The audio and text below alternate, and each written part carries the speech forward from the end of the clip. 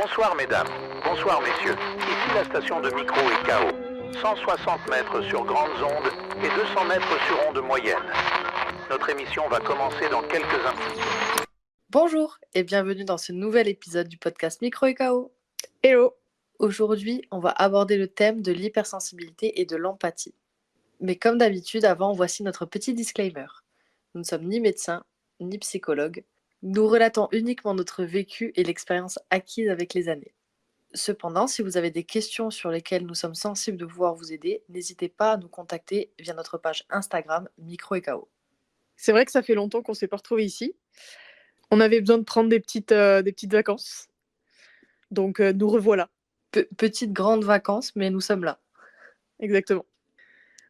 Pour aborder ce sujet, on a préparé quelques questions qui nous semblaient intéressantes. Pour toi, dans ta vie, c'est quoi les impacts de ton empathie sur ta prise de décision ? Je pense que l'empathie sur ma prise de décision, ça a vraiment un très fort impact dans la mesure où je vais beaucoup prendre en compte la vie des gens, déjà de 1, et l'impact que cette décision va avoir sur eux avant de décider pour moi-même en fait. Tu vas te projeter ? C'est pas que je me projette, mais c'est que, en fait, avant de faire mon choix, je me demande si ça va avoir des conséquences sur les autres.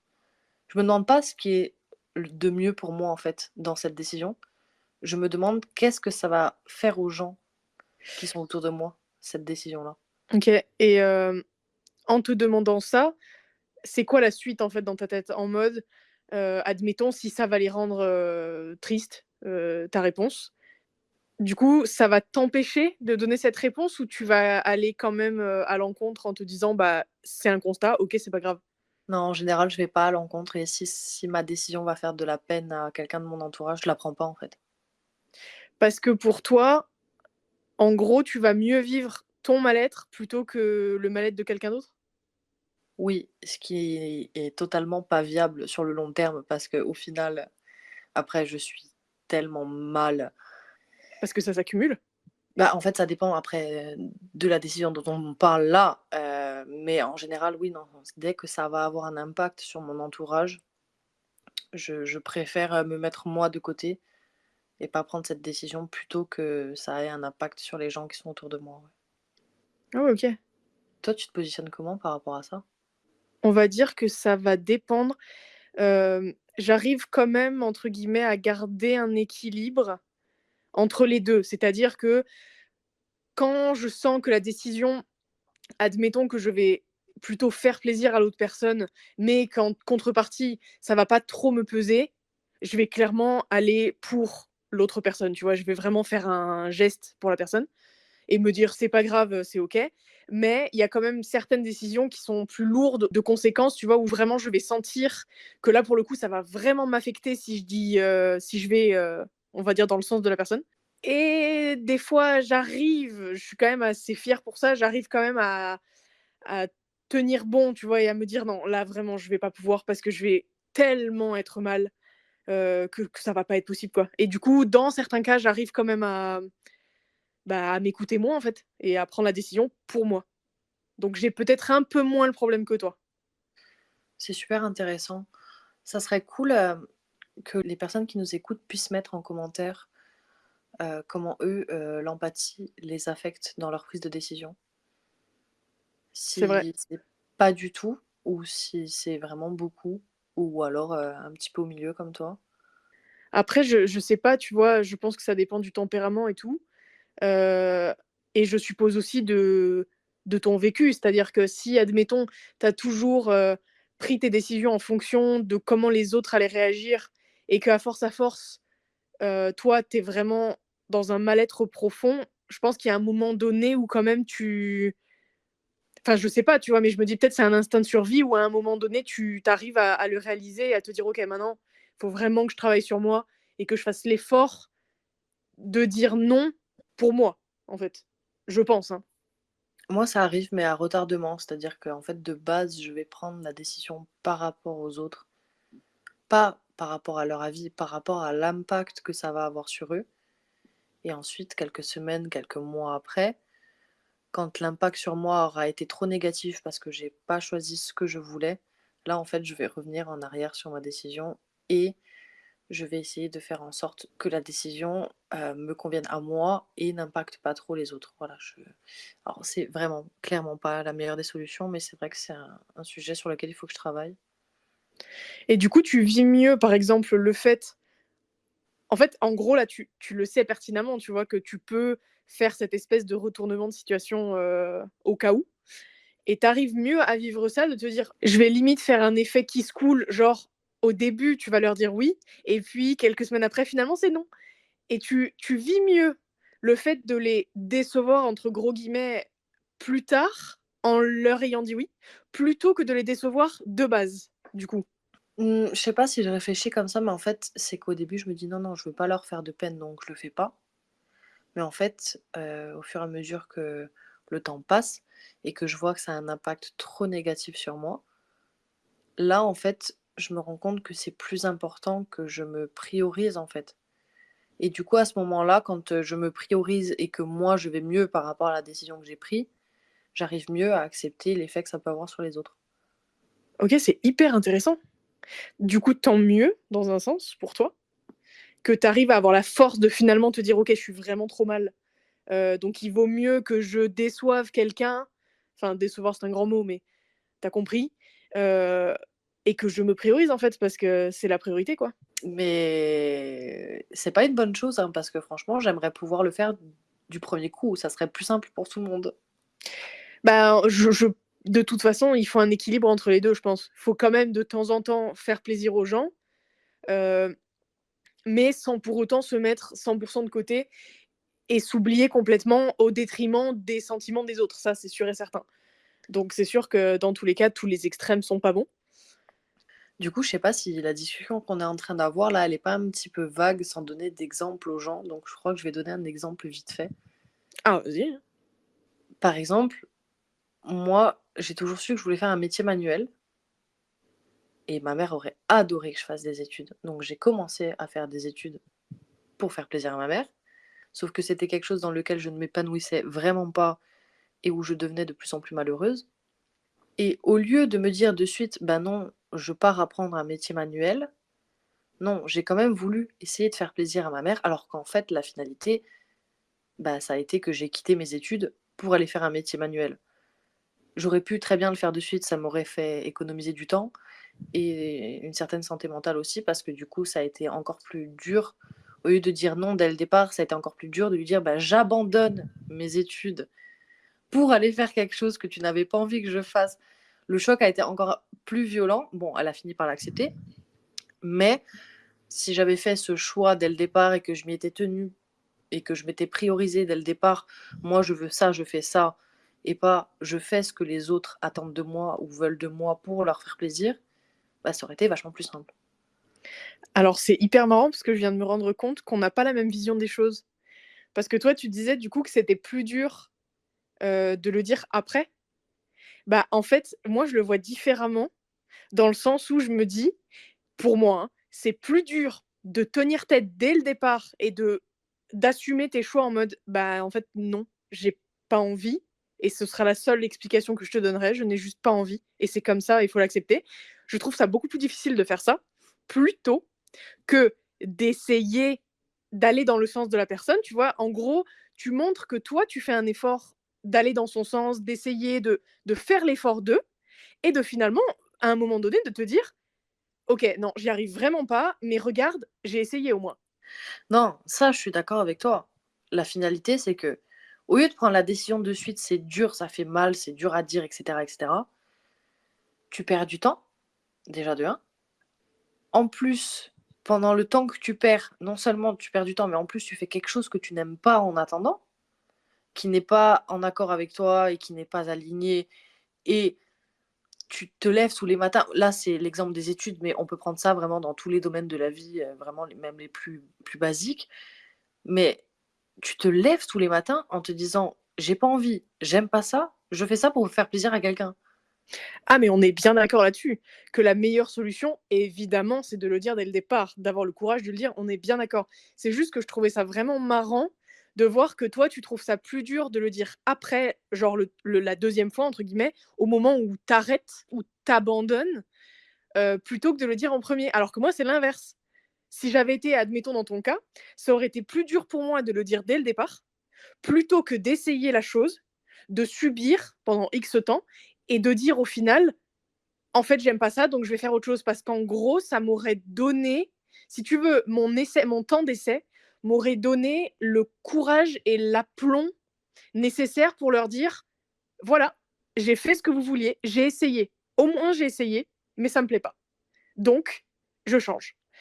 Tu vois ce que je veux dire? En gros, ça m'aurait vraiment donné la justification bah, en fait, j'aime pas ça, quoi. Moi, je vois ça un peu comme, quand tu le dis de suite, c'est comme quand tu arraches un sparadrap d'un coup. Ah, mais c'est sûr. Alors que quand tu mets du temps à le dire, c'est comme si tu l'enlevais petit bout par petit bout par petit bout et toi, en attendant, tu souffres, en fait. Et je trouve qu'en fait, de le dire au départ, c'est difficile et pour toi et pour la personne, mais ça te fait économiser tout le temps où tu vas pas être bien avant de prendre la décision pour laquelle tu serais aligné et avec laquelle tu seras en accord, quoi. Tout à fait. Tout à fait et c'est pour ça que, oui, la vraie bonne décision, c'est de le dire tout de suite. C'est sûr. Mais là n'est pas le débat. Moi, je te disais juste que je trouvais ça intéressant que toi, tu trouves ça vraiment plus dur la deuxième fois parce que tu le voyais comme si tu décevais la personne, tu vois? En mode: «Je t'ai dit que j'allais faire ça, finalement je le fais pas et du coup je te déçois», tu vois? Alors que moi, là, je le voyais vraiment plus pour le coup en mode, «Je suis allée dans votre sens, j'ai fait des efforts, j'ai essayé d'aller vers vous, mais ça ne fonctionne pas. Du coup, maintenant laissez-moi tranquille et je vais faire ce que je veux». C'est ça qui est trop marrant, je trouve, qu'on n'ait pas la même vision de la chose. Non, mais c'est pour ça que c'est intéressant de débattre et ça serait cool, que vous nous fassiez un petit retour dans les commentaires. Tout à fait. Et est-ce qu'il y a des personnes avec lesquelles tu as plus ou moins d'empathie et donc avec lesquelles tu as plus ou moins de mal à dire, non, à t'imposer et tout? J'aurais pu dans la logique dire, oui, mes proches, très proches, ma famille et cetera. Mais en fait, j'ai vraiment l'impression que ça me fait ça avec tout le monde. Même, un inconnu qui passerait dans la rue et me demanderait, de prendre une décision, sur, peu importe, le sujet et que cette décision aurait un impact sur lui et ben, je pourrais pas, en fait, aller à l'encontre de ce que ça peut lui faire à lui, quoi. Et au final, ouais, il y a une question aussi que je t'ai pas posée, c'est de quoi tu as peur dans la finalité?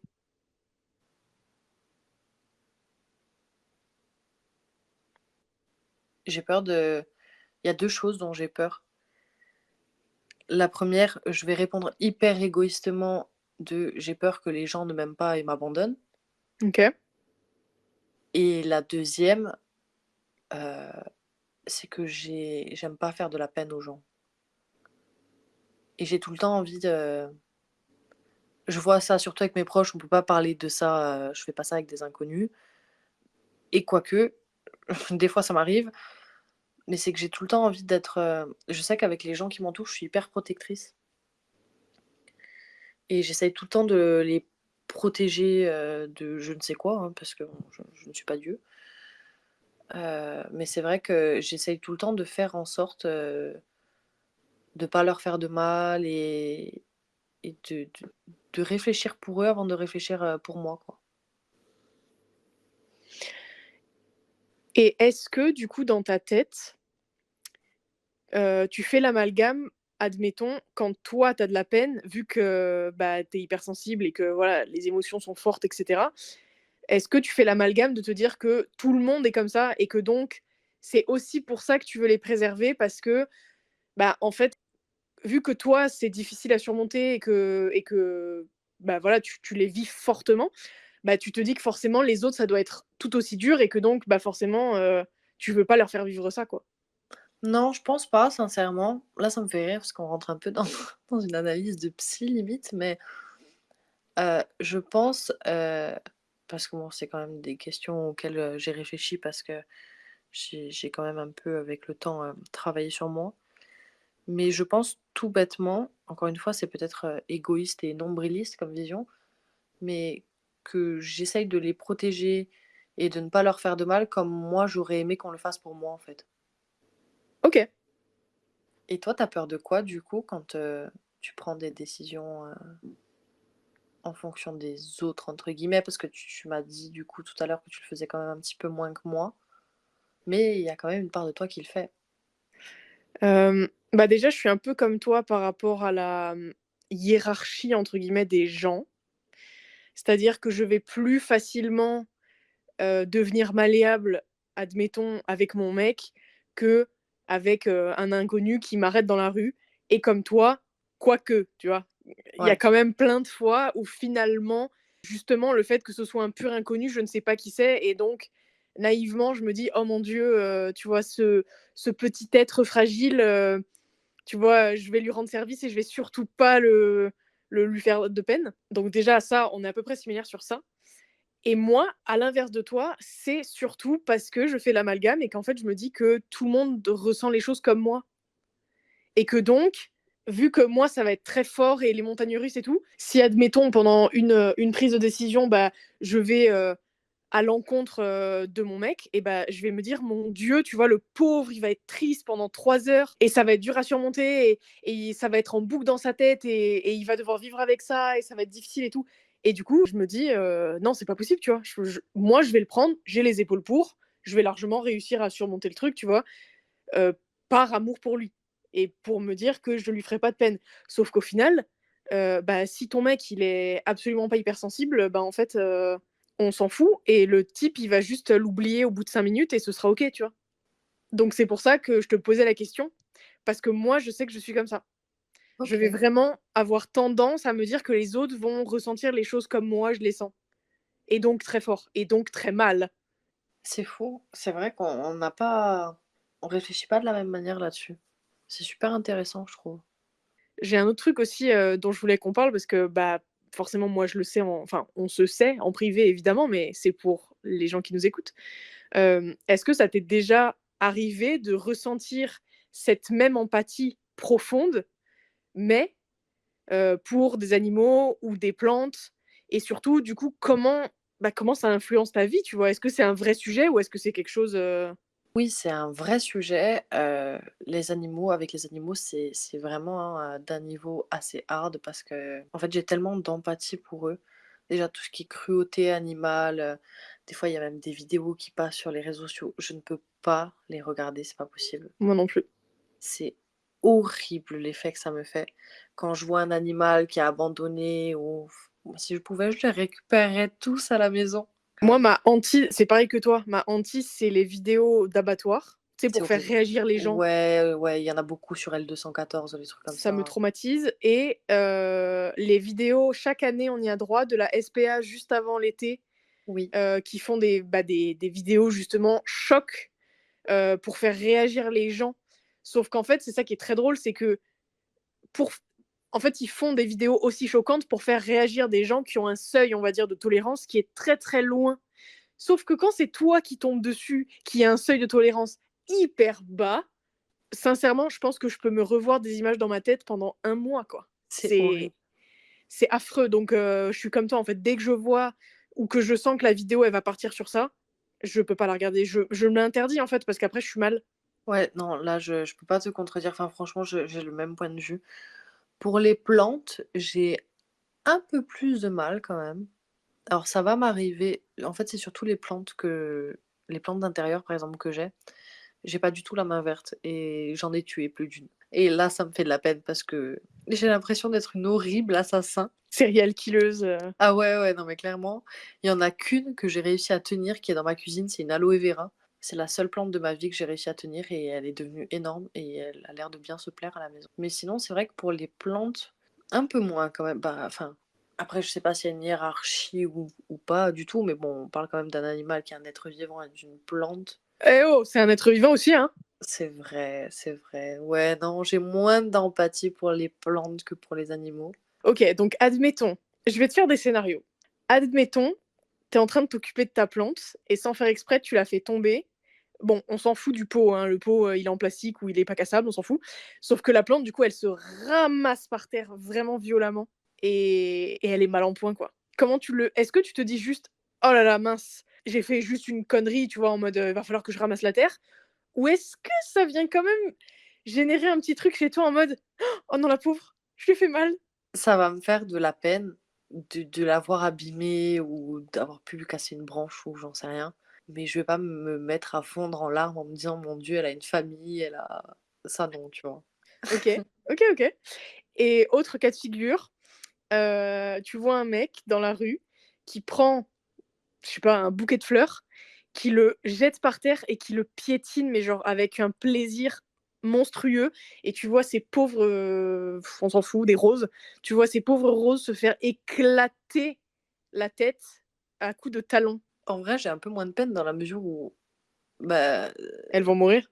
bah voilà, c'est pas comme une plante qui a encore ses racines et qui peut vivre encore longtemps. Le bouquet, même s'il saute pas dessus à pieds joints et qu'il le garde pour l'offrir, dans 3 ou 4 jours, elles sont mortes, les fleurs, quoi. Toi, t'as tant d'empathie que ça pour les plantes? Tu peux te mettre à pleurer pour une plante? Je pense que oui. Ça ne m'est jamais arrivé, hein, Ok. encore. Mais par exemple, je sais pas, ouais, si je suis dans un jour où je suis particulièrement sensible, et que je vois un mec, ou une nana, en train de piétiner une plante ou quoi, je vais vraiment mal le vivre, tu vois? Et est-ce Ok. qu'il se peut que j'ai des larmes qui montent? Peut-être. Tu vois? Je me mets tellement à la place de la plante que c'est pas possible, quoi. Et pour les objets, ça t'est déjà arrivé de ressentir de l'empathie pour les objets?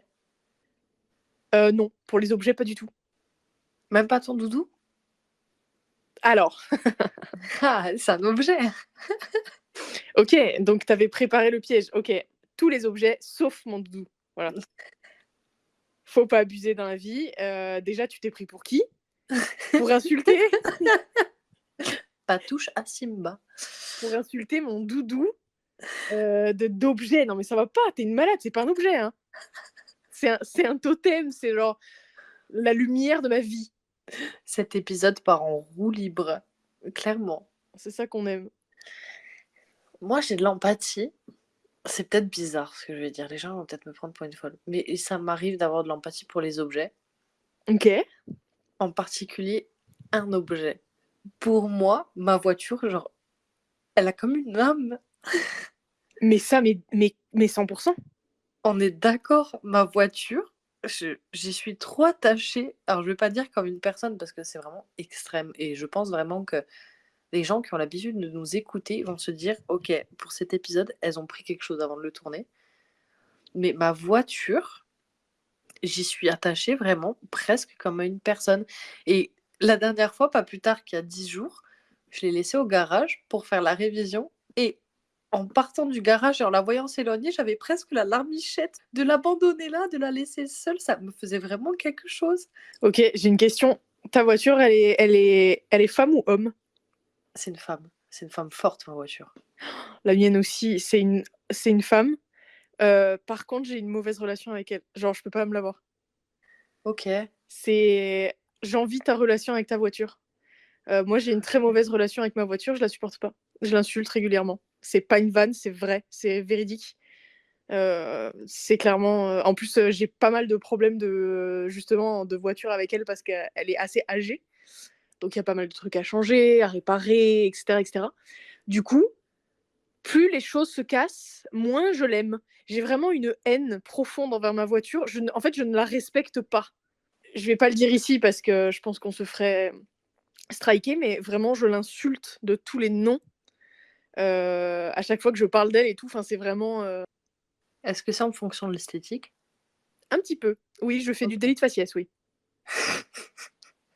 Toi? Un peu, ouais. C'est quand même drôle. Il y a une autre question par rapport à l'hypersensibilité, l'empathie que j'aurais aimé qu'on aborde parce que j'ai tellement de choses à dire dessus. Je Je suis sais sûre que laquelle c'est. toi aussi. Tu sais, est-ce que ça t'arrive de t'attacher ou de ressentir les émotions des personnages dans les séries, les films, les livres, peu importe, les jeux C'est l'histoire de ma vie entière.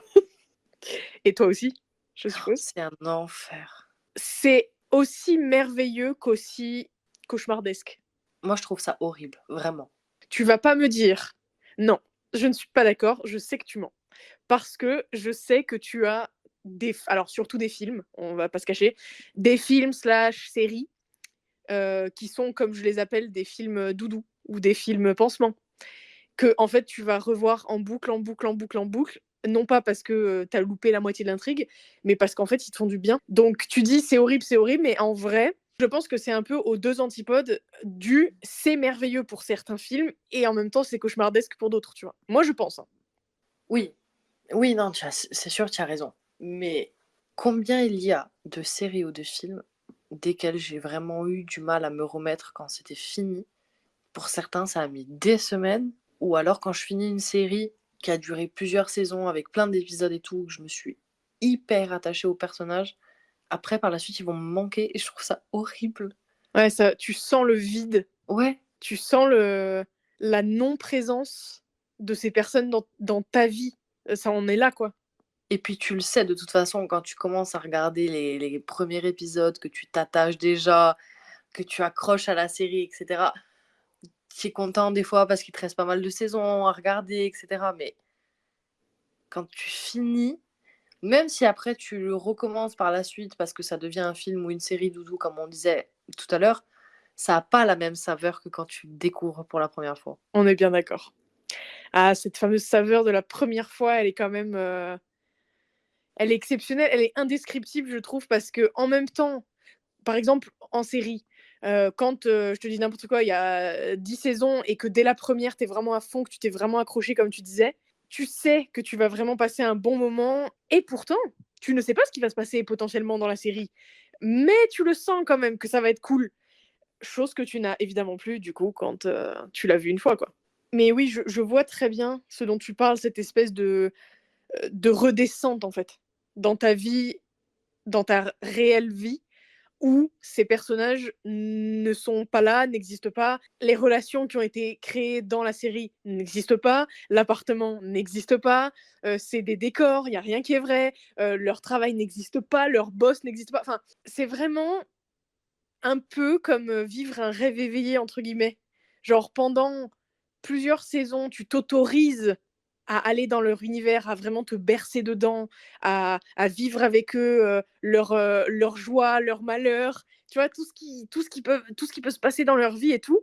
Tu es vraiment comme avec des potes, et puis du jour au lendemain, bah, en fait, tu sais pertinemment que tu es obligé de redescendre, de te réaxer dans ta vraie vie, où ils ne sont pas là, quoi. C'est quoi la série ou le film, on va faire série et film, qui t'ont le plus fait ça? En série, qui m'a vraiment emportée avec elle, où vraiment j'étais avec eux à fond, tu vois? Je vivais leur quotidien et tout, enfin, je pense que c'était Supernatural. Ok.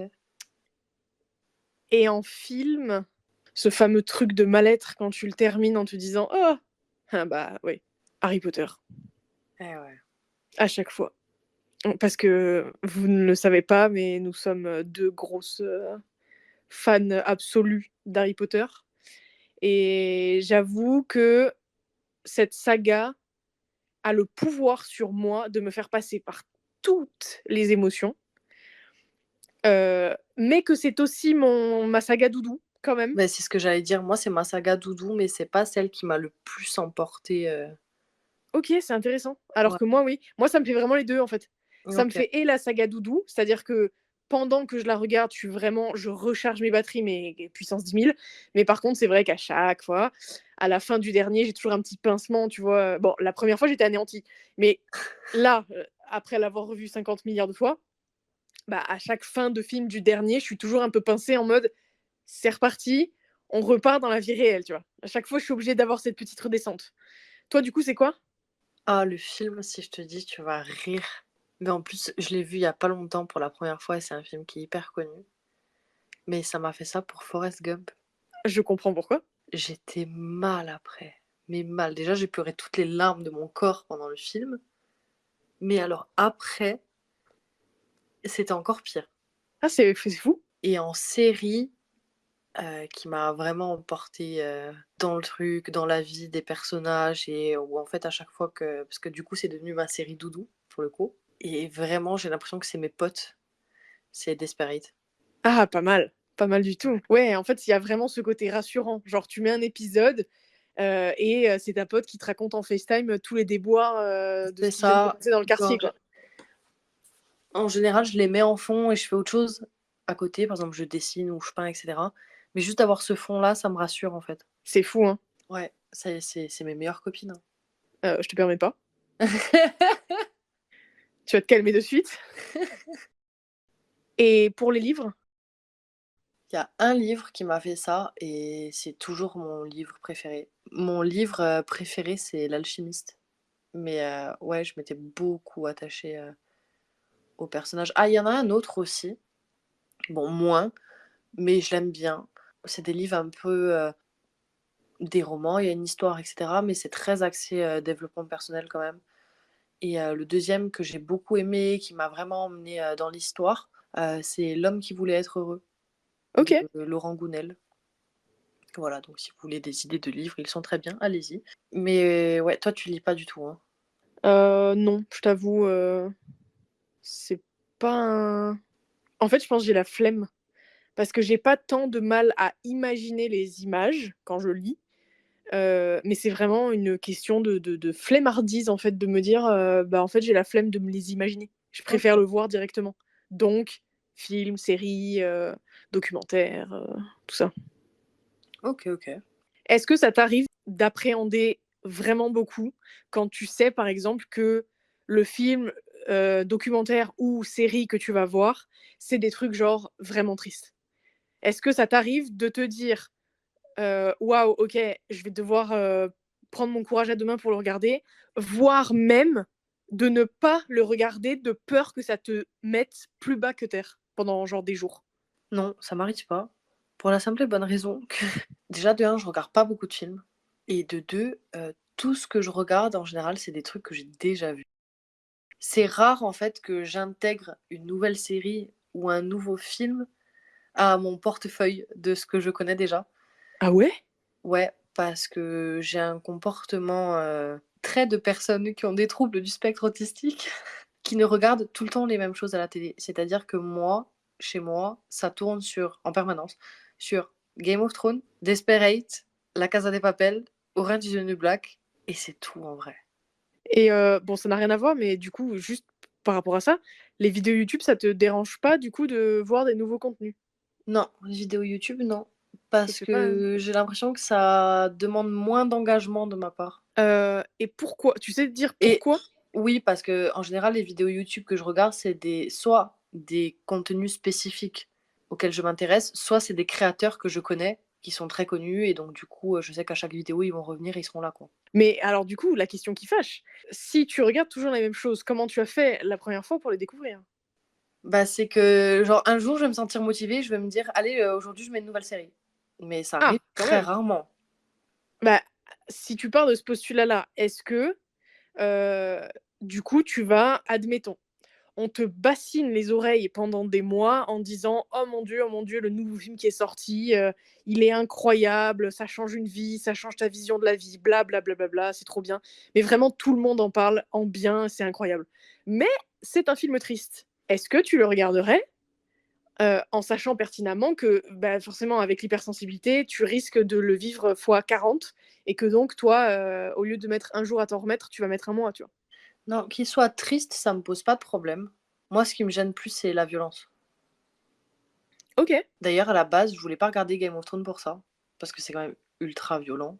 Oui, excessivement, oui. Voilà, donc j'ai jamais voulu regarder Game of Thrones et mon mari regardait ça et en fait, lui, il a continué à regarder et même, la dernière saison qui était sortie, il avait regardé à la maison et cetera et moi, je faisais autre chose tout le temps pendant qu'il regardait ça parce que je voulais vraiment pas la voir et en fait, à un moment donné, mon œil s'est un peu accroché et puis j'ai été captivée par l'histoire et puis j'ai continué et en fait, Game of Thrones, j'ai commencé comme ça. Game of Thrones, j'ai commencé par la dernière saison.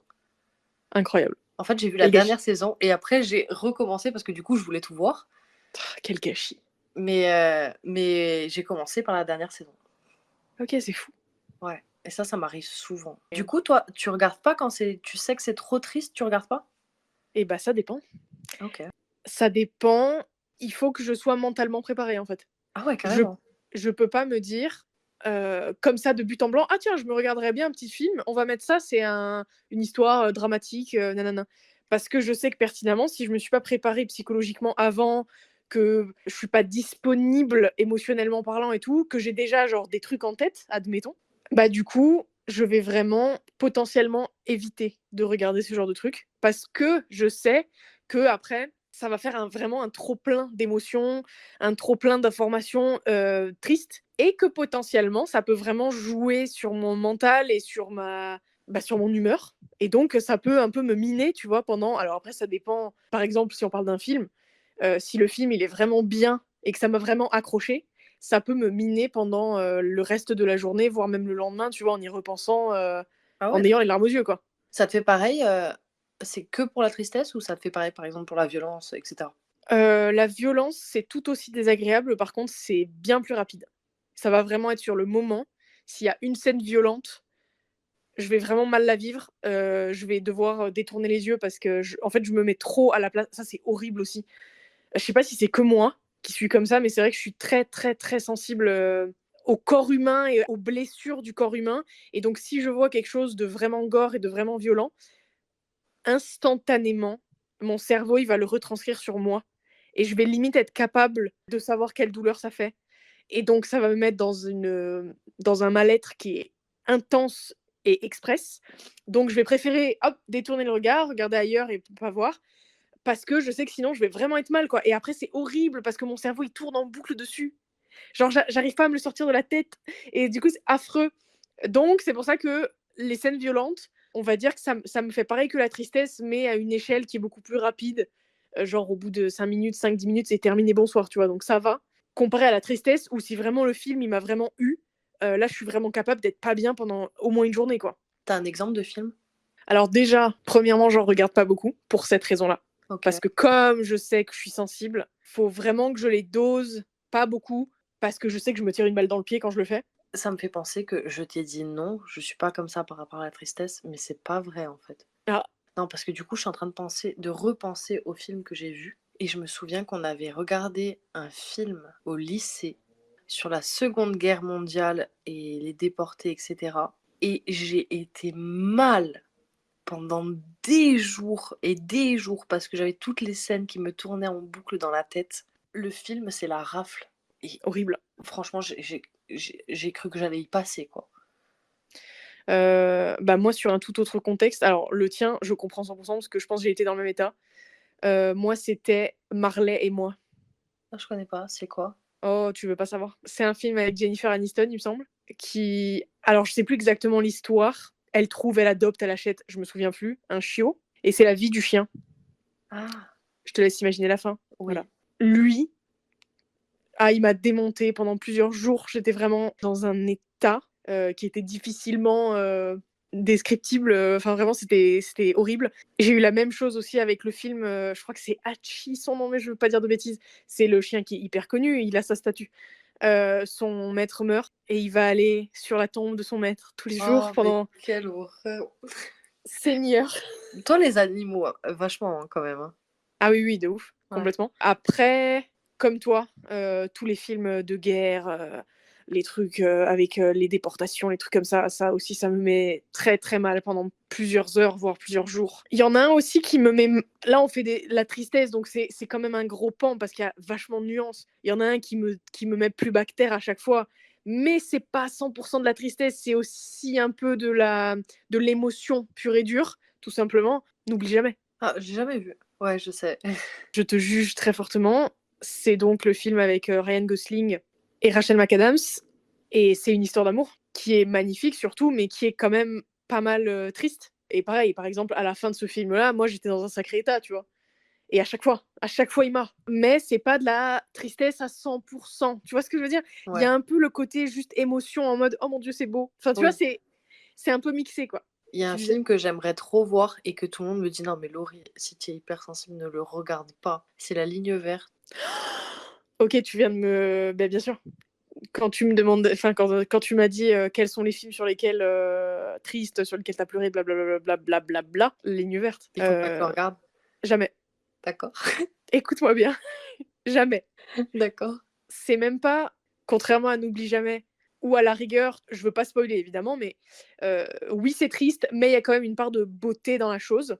Donc tu te raccroches à ça, entre guillemets, pour aller mieux. comment te dire que la ligne verte, il est incroyable. Par contre, si t'es quelqu'un qui est vraiment très sensible, qui pleure facilement, qui voilà, et comme justement, c'est drôle que tu me dises la ligne verte parce que ça fait quand même pas mal écho aux questions qu'on s'est posées juste avant. Je n'en dirai pas plus. Pour ceux qui l'ont vu, vous savez. Mais clairement, en termes d'empathie, en termes de, enfin, tout ce que tu veux, surtout injustice / empathie, Tout ce que j'aime. voilà, tout ce que t'aimes, c'est vraiment. Alors, c'est marrant parce que moi, je l'ai vu en étant pas mal jeune, mais il m'a retourné, quoi. Retourné pendant des années entières.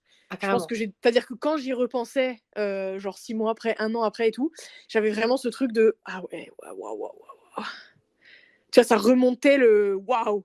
Donc, j'ai dû le voir peut-être 2 fois dans ma vie, un truc comme ça. Et du coup, c'est horrible parce que il est trop bien. Il est trop bien fait. Ils arrivent à toucher là où il faut. Tu vois ce que je veux dire? C'est vraiment un bon film. Mais par contre, il est dur, quoi. Il est dur à avaler, clairement. Sur une autre lignée, ça n'a rien à voir. À ce qui paraît, le documentaire de Céline Dion qui va sortir dans pas longtemps, apparemment, il est pareil. Il est hyper difficile à regarder. Il est très traumatisant parce que apparemment, il a un moment donné. Tu sais, elle est malade. Ouais, je sais, ouais. Et bah, il y a un moment donné dans le documentaire où elle est filmée en train de faire une crise. Il y a pas de trigger warning, il y a pas d'attention, machin et tout. Donc c'est vrai que pour des gens qui sont peut-être un peu sensibles ou quoi, à mon avis, ça doit être quelque chose quoi à voir. Bon, il y a aussi toutes ces victoires et tous ces bonheurs évidemment, mais apparemment tout le pan de sa vie qui est pas mal triste et pas mal difficile et tout, apparemment il est très difficile à regarder, tu vois. Donc typiquement, lui, j'aimerais bien le regarder, mais comme je te disais tout à l'heure, je pense que je vais vraiment me mettre en condition, en me disant: «Je sais qu'il va potentiellement se passer des trucs difficiles, je m'y attends, donc je sais que je vais sûrement pleurer et que ça va être difficile, mais je me prépare», tu vois? Je peux pas juste me dire comme ça: «Oh tiens, je vais regarder un truc dramatique». Tu vois? Il faut vraiment que je me prépare, quoi. C'est pas aussi facile que de me dire, «Ah, je vais me regarder une bonne petite comédie là», tu vois? C'est pas pareil.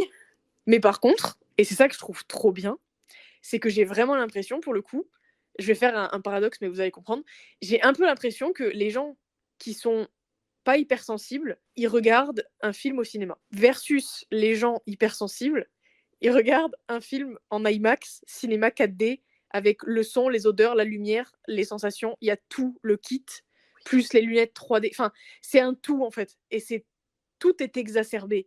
Donc dans un sens, je trouve ça trop bien parce que du coup, je sais que quand justement j'ai envie de ressentir de la joie, de l'amour, X ou Y émotion, bah en fait, je sais qu'en regardant du coup des films qui sont axés sur ça, bah ça va me les procurer en fait. Et du coup, je vais vraiment vivre le truc à fond et l'expérience vraiment en multicolore quoi. Mais ça me fait réaliser quand tu dis ça qu'en fait, je pense que c'est pour ça aussi que je regarde pas de nouvelles choses parce que le fait de tout ressentir si fort, quand tu es impliqué et que tu es vraiment dans le truc, mine de rien, ça demande une énergie de fou et tu peux pas te détendre et juste chill devant une série tranquille. C'est pas possible. Il y a ça, et alors moi, il y a un autre, c'est pas pour les mêmes raisons, c'est marrant, que je suis réticente des fois à essayer des nouveaux trucs. En fait, je suis très paradoxale, donc c'est assez marrant. Parce que en même temps, je cherche justement cette nouveauté et je suis contente quand je vois qu'il y a une nouvelle sortie de film ou de série et tout. Je suis la première à aller voir à peu près ce que c'est, de quoi ça parle et tout, donc je suis contente. Et en même temps, je suis terrorisée que finalement ce soit nul et qu'en fait j'ai passé un mauvais moment. Ouais. Et ça, c'est très chiant parce que du coup, c'est un peu handicapant entre guillemets, parce que c'est vrai qu'il y a pas mal de fois où je vais pas oser regarder les choses en me disant ah ouais, je le sens pas. Et ça va être uniquement basé sur l'affiche du film et le synopsis. C'est tout. Et dans ces cas-là, tu vois, si je le sens pas et tout, je vais me dire ouais, non. Parce que je sais que quand j'ai regardé un truc et que finalement ça me plaît pas tant que ça, je le vis trop mal après. Je suis vraiment limite énervée. En mode vas-y, laisse tomber, c'était nul, j'ai perdu mon temps. Enfin, alors que j'aurais pu regarder un truc que je connais et que j'aime, tu vois. Enfin, moi j'ai plus ce truc-là. OK. Il y avait un autre sujet aussi, c'était les rêves en tant que hypersensible. Comment ça peut influencer ta manière de rêver et ressentir les choses aussi. Mal. Non, pas mal, parce que des fois, c'est ultra positif quand tu fais des rêves qui sont cool. En vrai, c'est chouette. Après, moi, je sais que je suis un petit peu un cas particulier dans la mesure où j'ai un très mauvais sommeil et où je me souviens d'environ 3-4 rêves par nuit. Pardon? J'ai un Alors, très mauvais sommeil et en fait, je tombe jamais en sommeil profond. Je suis quasiment tout le temps en sommeil paradoxal, j'ai fait des tests. Alors excuse-moi, mais moi quand tu m'as dit j'ai un très mauvais sommeil, je pensais que tu allais me dire je me souviens de 0 de mes rêves. Et non pas que tu allais te souvenir de la quasi-totalité de tes rêves, c'est incroyable. Mais oui, du coup, ça veut dire que tu dors mal, mais c'est incroyable quand même. Après, c'est chouette, mais voilà, tout dépend quel rêve tu fais. Oui, on s'entend que certains rêves sont plus agréables à faire que d'autres, sans rentrer dans les détails. Je sais que pour ma part, quand je rêve, mes rêves ils sont vraiment très réalistes. Et j'arrive facilement, par exemple, à avoir les goûts, les odeurs, les sensations physiques. Et c'est vraiment très poussé. Et par exemple, si dans mon rêve, je dis une bêtise, je vais avoir d'un coup très très mal à la jambe, en fait, la douleur à la jambe va me réveiller, quoi. C'est incroyable. Ça dépend quel rêve tu fais. Parce que du coup, c'est pas rare que je me réveille en sueur, avec le cœur qui bat à 1000 à l'heure, ou alors plus d'une fois, j'ai été réveillée par mes propres pleurs quand je rêvais de quelque chose de triste. Comme plus d'une fois, j'ai été réveillée par mon propre rire et mes propres fous rires. Et là, c'est hilarant par contre. Un peu flippant, mais hilarant. C'est très drôle. Tu es là, tu dors, tu es dans ton meilleur sommeil et tu te réveilles et tu es en train de rire comme une folle. Et là, tu te rappelles du rêve que tu étais en train de faire en fait. Ouais, ça c'est fou. C'est très drôle. Bon, moi, tu te réveilles de bonne humeur. Je sais que tous mes rêves sont faits avec autant d'intensité les uns que les autres. Et les rêves, on va dire, qui sont normaux et totalement, on va dire, réalistes, comme les rêves qui n'ont ni queue ni tête, quoi. Du coup, tu te rappelles de tes rêves tous les matins ou pas? Quasiment, ouais. Je me rappelle quasiment de 3 ou 4 rêves tous les matins, mais genre des fois, je vais me rappeler juste d'1 ou 2 rêves. Et ça depuis toujours? Oui et non. Je me suis toujours rappelée de mes rêves, par contre. Quand j'étais plus jeune, je me rappelais de moins de rêves. Genre, je me rappelais, d'1 rêve ou de 2 dans la nuit, et ça m'arrivait de me réveiller des matins, sans me souvenir de mon rêve parce que j'avais super bien dormi. Mais c'est vrai que là, ça fait quelques années maintenant que je me souviens de tous mes rêves. Ouais, c'est fou. Bah, c'est sûr que oui, quand tu te réveilles en rigolant, ça va. Mais par contre, les trucs genre les douleurs et tout, ça m'arrive aussi, par contre. Quand je rêve d'un truc physique, d'une blessure physique, c'est possible que ça me réveille pour que mon vrai moi aille vérifier si je suis vraiment blessée parce que c'est grave et que donc du coup, faut faire quelque chose, tu vois. Et donc à ce moment-là, je vais potentiellement me réveiller en ayant en tête d'aller vérifier la chose pour laquelle je suis blessée. Genre, je sais pas, dans le rêve, je me suis pété le tibia. C'est horrible. Rien que de le dire, tu vois, c'est marrant, mais rien que de le dire, j'arrive à l'imaginer. Ah, ça me dégoûte. Imaginons, du coup, je me suis pété le tibia en deux. Bah, c'est capable de me réveiller et que vite, je vais aller mettre ma main sur ma jambe, tu vois, pour aller vite, vite, vite voir si le tibia il va bien ou si je suis vraiment cassée en deux, tu vois. Donc ça, Des pour le coup, je l'ai aussi. des fois, ça arrive l'inverse. Des fois, ça arrive, par exemple, tu es en train de dormir, c'est un exemple, hein. Tu as mangé un truc le soir qui t'a fait super mal au ventre et en fait, tu t'endors et tout, tu as pas encore mal au ventre et tu commences à avoir mal au ventre pendant la nuit et en fait, des fois, je suis en train de rêver et d'un coup, dans mon rêve, je vais avoir très, très mal au ventre. En fait, c'est parce que je suis vraiment en train d'avoir mal au ventre et là, je me réveille et j'ai mal au ventre. Bah ça, du coup, c'est le même principe que faire pipi au lit. C'est Oui, pareil. T'as envie de faire pipi dans la vraie vie. Dans ton rêve, ouh, j'aimerais bien aller faire un petit pipi. Et là, tu commences à faire pipi tranquille. Et là, ça fait du bien et du bien. Jusqu'au moment où, en fait, tu sors de plus en plus de ton sommeil et que tu te rends compte que c'est chaud, un peu trop, et que ça colle. Et que tu te dis, pourquoi mon pyjama me colle dessus? Et que là, tu te rends compte que tu t'es pissé dessus. Et puis voilà. ça arrive à beaucoup de gens, ça. Oui, bien sûr. Bah, c'est pas. Tu vois, c'est marrant, cette honte que les gens ont. Alors que, enfin, c'est trop marrant, mais moi, j'ai jamais vu ça vraiment trop comme une honte. Dans le sens où, bah, tu dors, t'as envie de faire pipi. Enfin, je veux dire, c'est pas. Y a pas mort d'homme. Enfin, tranquille, tu vois, genre. Bah, c'est Mais juste hyper chiant parce que du coup, tu es obligé de te réveiller en pleine nuit, de changer les draps, de te changer tout à toi, fait. de laver, de réveiller ton Oui, partenaire si tu dors à côté de quelqu'un, enfin, c'est ça, on est d'accord que c'est chiant. Mais selon moi, je l'ai jamais vu comme quelque chose de honteux. C'est pas, je veux dire, en fait, c'est pas honteux dans la mesure où tu ne le fais pas délibérément. Donc je vois pas pourquoi ce serait tu vois ce que je veux dire? Bah, ça, après, je pense que c'est une question d'éducation et de comment t'ont éduqué tes parents par rapport à ça. Parce que quand tu es petit et que tu fais pipi au lit, c'est considéré un peu comme une honte et tu pas encore propre, et cetera. Donc, en fait, on te donne cette vision-là des choses et je pense que c'est pour ça qu'en grandissant, c'est super honteux et super tabou et il faut pas le dire. Ouais, enfin, bah, alors que bon, je suis sûre qu'il y a des gens à 35 ans qui font encore pipi au lit, hein. J'en suis persuadée. Oui, même bien après 35 ans, je pense, hein.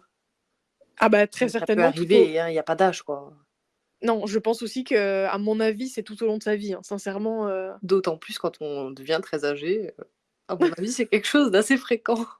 Je pense qu'on a abordé, pas mal de sujets par rapport à l'empathie et l'hypersensibilité. bien qu'il en reste encore pas mal. Tout à fait. On aurait encore des choses à dire dessus, donc On aurait de quoi faire un deuxième épisode presque. tout à fait. Bah, on verra, hein, peut-être qu'à un moment donné, ce sera le cas. Je pense qu'on va clôturer ici, pour cet épisode numéro 12 tant attendu. Tout à fait. On espère que cet épisode vous aura plu. On vous retrouve très bientôt. D'ici là, vous pouvez nous suivre sur nos réseaux sociaux, Instagram et TikTok Micro et KO. N'hésitez pas à partager cet épisode s'il vous a plu, à laisser un petit commentaire sur YouTube ou sur l'application sur laquelle vous écoutez ce podcast. On vous dit à bientôt. À bientôt. Salut!